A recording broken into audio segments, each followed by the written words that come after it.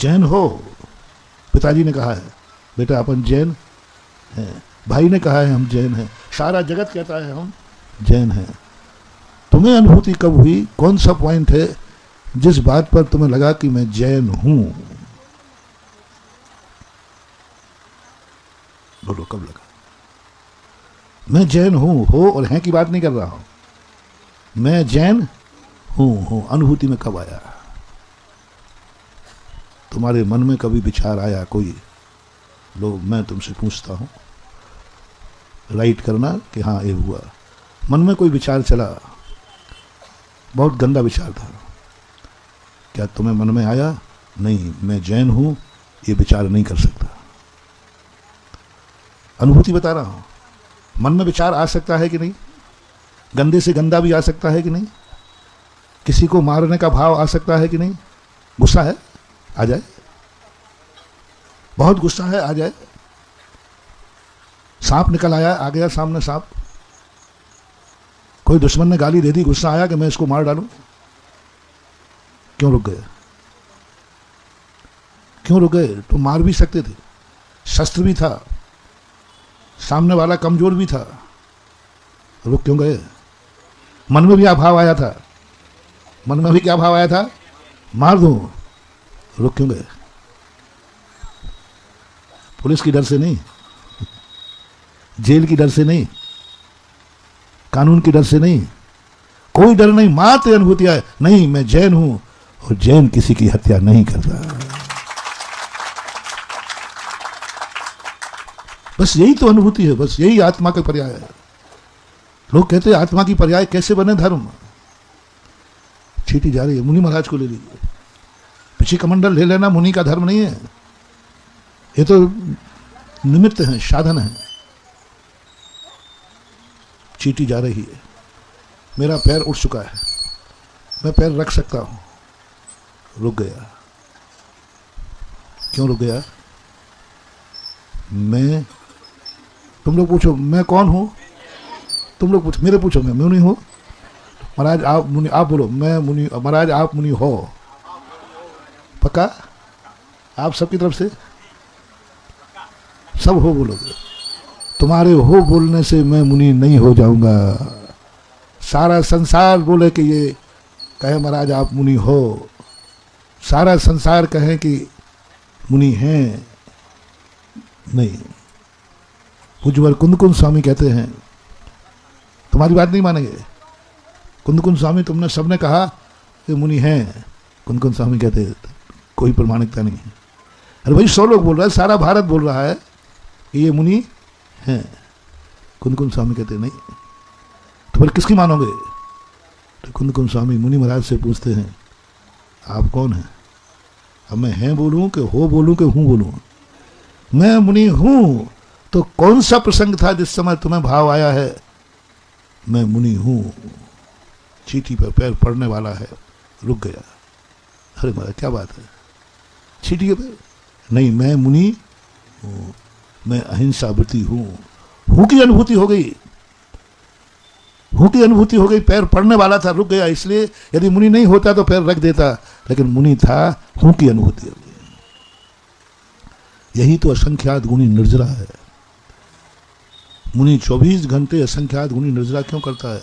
क्योंकि उसे हूं की अनुभूति होती है। चलता है, तुम रूमाल भूल जाते हो, कई बार जूते चप्पल भी भूल जाते हो, कई बार रुपया भी भूल जाते हो, चश्मा भी भूल जाते हो। और मैं उठते समय पिछी तो नहीं भूला। अब पिछी क्यों नहीं भूला? अरे उठ जाते, उठ के जाना है तो जाओ। नहीं, तुरंत जितने बार पिछी उठाऊंगा उतने बार मुझे अनुभूति होगी मैं मुनि हूं। जितने बार पिछी उठाऊंगा उतने बार अनुभव में आएगा मैं मुनि हूं। और मुनि बिना पिछी के ना चलता है, ना उठता है, ना बैठता है। उठा पिछी रहा हूं और अनुभव मुनि बने का आ रहा है। क्रिया किसकी हो रही है?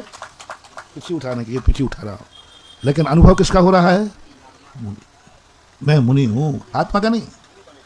हाँ, आत्मा का नहीं। आत्मा की अनुभूति के चक्कर में मत पड़ना, वो कभी अनुभव में आती नहीं है। यही तो सबसे बड़ा रटा दिया है अध्यात्मवादियों ने। आत्मा की अनुभूति करो, आत्मा की अनुभूति करो। क्या खा के आत्मा की अनुभूति करें? आत्मा हमारे ज्ञान में आती नहीं। आत्मा अरूपी है और हमारा ज्ञान रूपी को जानता है। आत्मा कैसी है? अरूपी है और मैं रूपी को जानता हूँ। मेरा ज्ञान अरूपी को जानते ही नहीं है, जान नहीं सकता। दो व्यक्तियों में दुनिया पागल हो रही है, दुनिया पागल बना रहे हैं। एक तो जैनियों को दुनिया पागल बना रही है आत्मानुभूति के नाम पर। आओ मैं आत्मा दिखाता हूं, आत्मा झक झक करके आत्मा दिखती है। दिखती ही नहीं। आत्मा कभी दिखती ही, क्योंकि वो अरूपी है। और वैष्णव लोगों के संबंध में जो सबसे ज्यादा एक लोग हवा फैलाते, क्योंकि जैनी को आत्मा दिखाने की बात कर दो ना तो पागल हो जाएगा। आओ मैं तुम्हें आत्मा दिखाऊं, वो पागल हो जाएगा। आत्मा के नाम पर तो जैनी सब कुछ लुटाने मिटाने को आत्मा देखना है एक बार। और आत्मा महानुभाव मत चक्कर में पड़ना। तो पुराने लोग होंगे उनको मालूम होगा, पहले एक वो कंधे पे लेके तमाशा चलता था, कबाड़ी कबाड़ी। मैं जीव दिखाता हूँ, जीव, और जीव दिखाते 5 पैसा लेता था। मैं जीव दिखाता हूँ आत्मा। और वो देखता था, वो देखो देखने के बाद किसी को बताना मत। और अंदर देखता था तो रोटी और सब्जी रखी रहती थी। बोले यही तो जीव है, जिससे व्यक्ति जिंदा रहता है वही तो जीव है। मत चक्कर में पड़ना, आत्मा के देखने के चक्कर में नहीं पड़ना। आत्मा कभी देखने में नहीं आती, केवल ज्ञान के बिना देखने में आती ही नहीं। कोविद दक्षो साहू संपड़ी काले परोक्ष रूप मृणम पच्छख मेव दक्षम परोक्ष नाने पवित्रतम। कुंद कुंद भगवान ने कहते, कौन सयाना व्यक्ति है जो कहे कि मैंने आत्मा को देखा है? परोक्ष नाने पवित्रतम, परोक्ष ज्ञान में बैठा है। ज्ञान परोक्ष है, मति शुद्ध ज्ञान है, और कह रहा है मैंने आत्मा को देखा है। कोविद दक्षो साहू, ऐसा कौन चतुर सयाना है, उसको मेरे सामने लाओ। अर्थात ऐसा होता ही नहीं। वैष्णव लोगों में एक बहुत बड़ा भगवान का दर्शन, भगवान के दर्शन के नाम पर तो अरे व्यक्ति मर जाएगा। हम भगवान को दिखाते, भगवान दिखाते। और भगवान का स्वरूप वैष्णव दर्शन में है। वो सर्वव्यापी है, अमूर्त है, वो कभी किसी को देखने में आता ही नहीं है। भगवान देखने में नहीं आता, भगवान का अवतार देखने में आता है। भगवान में और अवतार में अंतर है। अवतार एक उनकी माया है, अवतार उनकी विक्रिया है। अवतार जन्मता भी है और मरता भी है। अवतार तो भगवान नहीं है।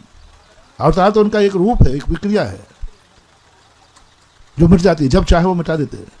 भगवान वो है जो अमिट है, वो कभी किसी को देखने में नहीं आया। लेकिन पता नहीं कैसी हवा है, लोग भगवान को देखने के लिए कुछ भी करने को तैयार हो जाते। एक गांव में एक काना रहता था। काना शुभ होता है कि अशुभ? आप लोग जो है वही बता, अशुभ मानते हो ना, लेकिन ध्यान रखना, काना व्यक्ति बहुत होशियार होता है।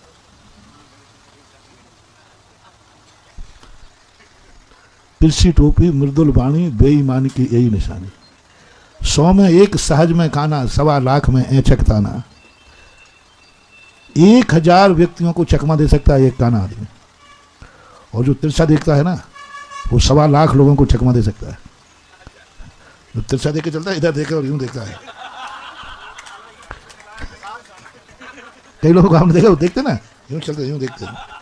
तो ऐसे ये 1.25 लाख लोग यदि उसको घेर ले ना, तो 1.25 लाख लोगों को जवाब देकर के निकल जाएगा और 1.25 लाख देखते रह जाएंगे। और काना व्यक्ति 1000 लोगों को दे सकता है। तो सब लोग उसको अशुभ मानते थे। जहां से निकला, अरे काना आ गया, काना आ गया, काना आ गया। तो उसने कहा बहुत हो गया। अब काने का दिमाग तो मैंने बता ही दिया। उसने कहा ये गांव वाले सबसे ज्यादा किसे चाहते? बोले भगवान को।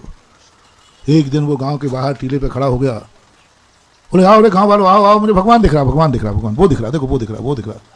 भगवान के नाम पर तो सब इकट्ठे हो गए। बोले कहाँ दिख रहा था? देखो वो दिख रहा, वो दिख रहा, वो दिख रहा। बोले हमें तो दिखी नहीं। बोले ऐसे दिखता है क्या? सूक्ष्म वस्तु को देखने लगे एक आंख बंद करना पड़ती है। अपन कहते ना, तो लोगों ने एक आंख बंद कर। बोले कहा, बोले ऐसे नहीं दिखता, स्थायी बंद करो। ऐसे नहीं दिखेगा, तुमने ऐसे बंद कर दी रूमाल से, स्थायी बंद करना पड़ेगी। तो एक व्यक्ति था, उसने कहा कि यदि एक आंख फूट भी जाए लेकिन भगवान का दर्शन हुआ, उसने फोड़ ली। बोले अब कहाँ देखा? कान कहता चुपचाप रहो, कान नहीं होगा तुम, मैं तुम्हारा गुरु हूँ, तुम काने। और काने की क्या हालत है तुम मालूम? बोले बहुत बुरा होता है। मैंने कि उसने कहा कि बेटा अब तुम भी अशुभ हो गए। तो क्या करें? बोले बोल दे कि दिख रहा है, बोल दे कि अब अभी तो एक बोल रहा था, आप कितना बोले? तो तीसरा आ गया, चौथा आ गया, और बोल दे। सारे गांव के लोग क्या हो गए? लोगों ने सबने कहा उससे कि भैया तूने ऐसा क्यों किया?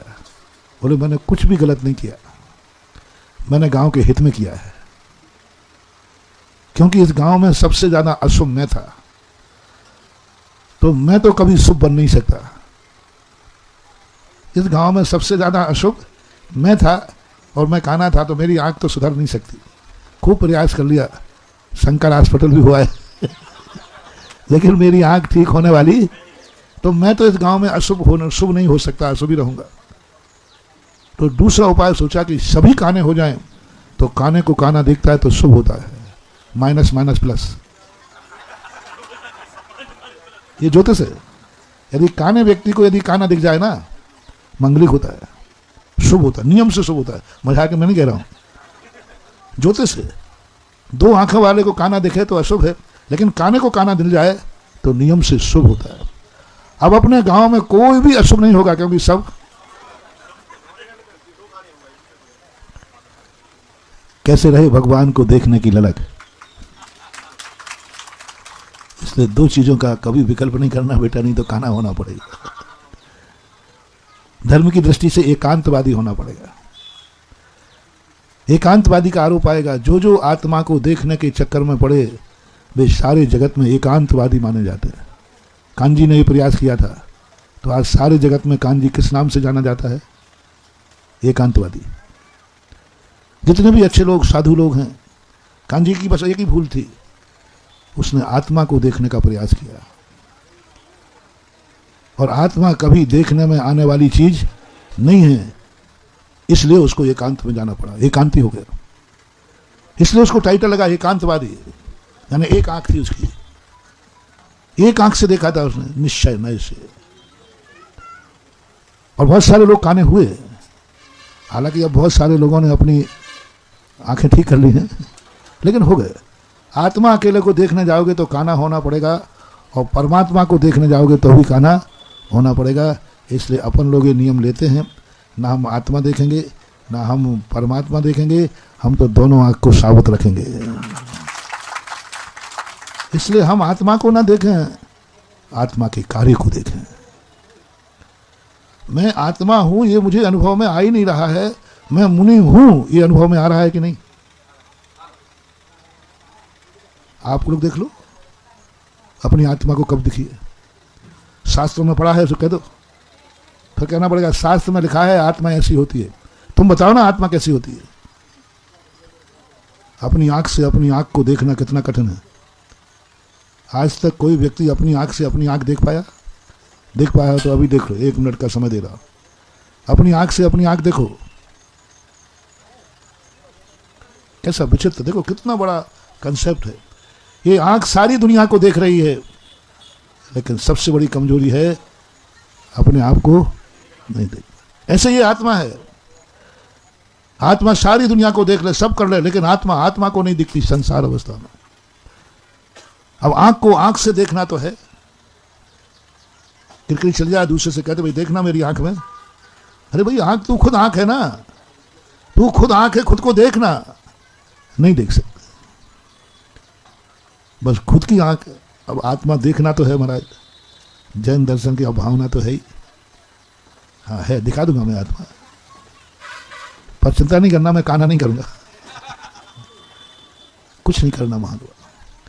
अपनी आंख से ही अपन आंख देख लेंगे, पर थोड़ा सा खर्चा लगेगा, थोड़ा सा खर्चा लगेगा, थोड़ी सी मेहनत होगी, थोड़ा आत्मा से बाहर आना पड़ेगा, बहिर्मुखी होना पड़ेगा, बाजार से एक दर्पण लाना पड़ेगा, और अपनी आंख से आंख दिख जाएगी। एक दर्पण यदि अपने सामने आ जाए तो बोलो कौन किसको देख रहा है? दर्पण हटते ही आंख अपनी आंख को देखना बंद कर देगी, और दर्पण आते ही अपनी ही आंख अपनी आंख को देख रही है। नहीं, ये चमत्कार आंख का है कि दर्पण का? दर्पण का चमत्कार। क्या गजब का दर्पण में चमत्कार है। जो आंख कभी अपने आप को नहीं देख पाई, दर्पण कहता है मेरा आलम्बन ले लो, तुम्हारी खुद की आंख खुद को देखेगी। खुद की आंख, दर्पण कहता है मुझे मत देखना आप, मुझे देखने की जरूरत नहीं, तुम मेरे को देखोगे, तुम्हारी आंख खुद को देखेगी। ये अतिशय दर्पण का है। तो हमारे धर्म के दर्पण कौन है? देव, शास्त्र, गुरु, ये दर्पण है। इन दर्पण को सामने लाओ, तुम्हारी आत्मा स्वयं को दिख जाएगी। जो जानदी अरहंताणम दब्बत गुणत्स पज्जेहिम सो जानदी अपाणम। पूज्यवत कुंद कुंद स्वामी ने कहा, तुम अरहंत को देखो, तुम्हारी आत्मा, तुम्हारा ज्ञान खुद को देख लेगा। ये दर्पण है जैन दर्शन के आदर्श। सबसे बड़ा दर्पण है जिनेन देव, दूसरा दर्पण है जिनवाणी माँ, तीसरा दर्पण है गुरु महाराज, जो भली छदमस्त हैं, लेकिन जिनेन देव और जिनवाणी को समझाने में प्रसिद्ध है। जैसे अभी मैंने आपको समझाया, आंख से आंख दिखी के नहीं, लेकिन बीच में क्या आ गया? आत्मा को देखना है तो बीच में गुरु को ला दो। हम भगवान के दर्शन करने नहीं जाते। जैनी कभी भगवान का दर्शन नहीं करता, उसको करना ही नहीं है। जैनी भगवान का दर्शन नहीं करता, कहने में आ रहा है। जैसे आप लोग कहते क्या है, थोड़ा दर्पण देख लूं, भाषा यही बोलोगे कि नहीं, मैं थोड़ा दर्पण देख लूं। सत्य क्या है? दर्पण देखना कि चेहरा देख लूं? लेकिन कहते क्या हो? ऐसा ही जैनी कहता है, कहाँ जा रहे हैं? भगवान का दर्शन करने जा रहे हैं। सत्य नहीं, ये कहने में आता है, भगवान का दर्शन करने नहीं जा रहा है, वो अपनी आत्मा का दर्शन करने जा रहा है, क्योंकि भगवान दर्पण है। ये अनुभूति हमें भगवान के दर्शन करते हो जाए। भगवान दर्पण है, मैं साक्षात भगवान के दर्पण में मैं अपना रूप देख रहा हूं। जैसे जब दर्पण में देखते हैं तो तुम्हें यह अनुभव नहीं आता कि मैं दर्पण देख रहा हूं। अनुभव में क्या आता है? मैं अपना सफाई दर्पण की करते हो या चेहरे की? चेहरे की कर रहे हो कि दर्पण की? देख कहाँ रहे हो?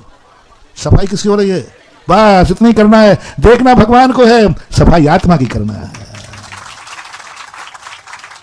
दर्पण को देखते जाओ, बस दर्पण से हटाना मत।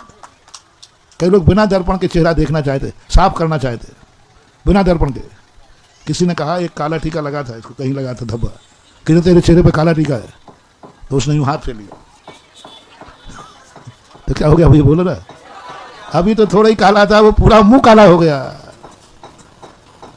बिना दर्पण के जो चेहरे को साफ करेगा इस कलयुग में, उसका वो धब्बा मिटने वाला नहीं, सारा मुंह ही काला होने वाला है। जो लोग आज देव शायद गुरु के आलम्बन के बिना माल समय सार की आत्मा देखना चाह रहे हैं, वे पूरी आत्मा को काली कर रहे हैं। सफाई होने का सवाल ही, दर्पण बीच में आ जाए तो उसमें देखते हुए वह अनुभव होता है। अपने बीच में भी भगवान के दर्शन करने जाना